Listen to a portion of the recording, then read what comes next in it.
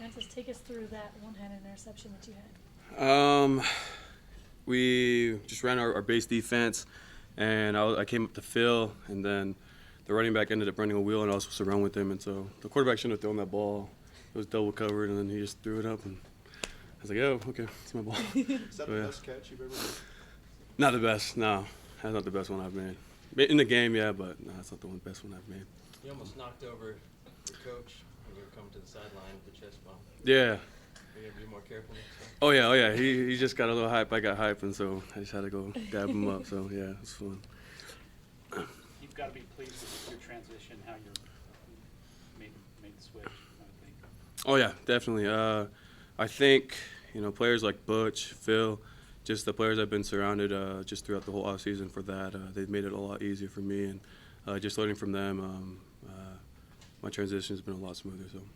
Can you maybe talk about the attitude of the team? Maybe any speeches made just coming off a tough loss like that and heading into another tough game against UCLA?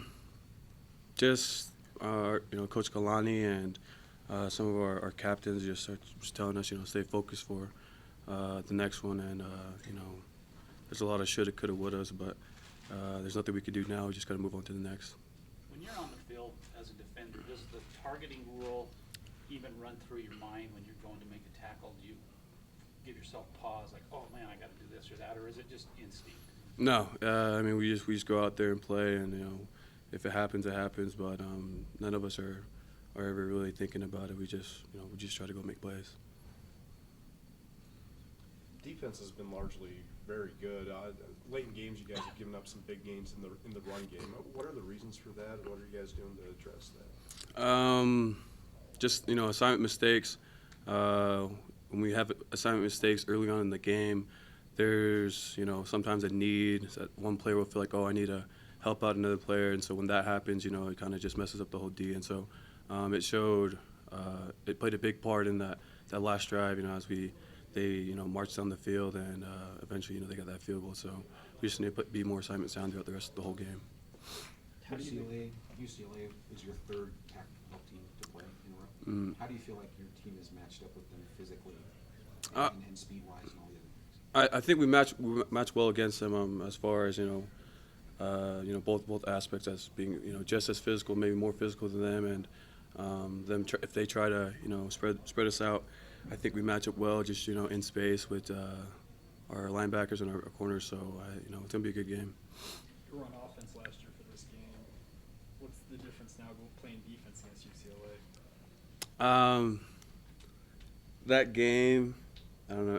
It's just they were putting the linebackers and just the defense were just put in bad situations to make plays. I feel like they had definitely opportunities to make plays last year, but I think our coaches see that, and they'll do a great job putting us in great positions to make plays. So.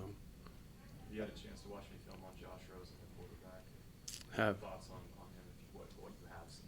Oh, he has an arm. I mean, he could definitely throw the ball downfield. I think he's a great quarterback. Probably one of the best quarterbacks we'll play against. So he's good. What does Kai bring to the field, and what challenges do you guys have now to kind of fill those shoes for at half? He definitely brings just that knack for the ball, and being that ball hawk in the secondary. But we have guys who are just right behind who are just as good. So we'll be fine. What are your thoughts about playing at home after playing 2 games in a row on the road? Are you excited about that? Oh, I'm excited. Yeah, it'll be fun playing in Provo in front of our fans. Just that atmosphere, it's amazing. Just playing at home. So. From a defensive perspective, what were you guys thinking when they decided to go for 2? The defenders over on the sideline. You guys feel like you were pumped for it? Or? Oh yeah, we were confident with the decision. We didn't know what the play call was, but whatever we were just all behind Coach Detmer and our offense, hoping that they were going to score, and that's all we can do is trust in each other and hope for the best. So. Is there extra motivation among players when you're playing in one like UCLA, a team? You talked about how much speed they have, how much athleticism, how much talent they have, 4-star guys. Does that motivate you guys to put yourself against them? I'd say no, not really. It's just another game for us. It's definitely going to be a motivating factor for us coming off this loss. But we'll play against whoever. So whoever is just across the line of scrimmage, we'll line up and play against them. So. With Kai out, Who's another guy that's a big vocal defensive leader on the field?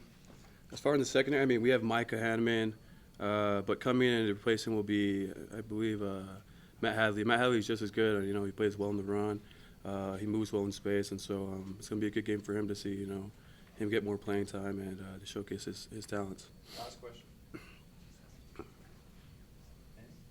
All right. Thanks, Francis. Yep.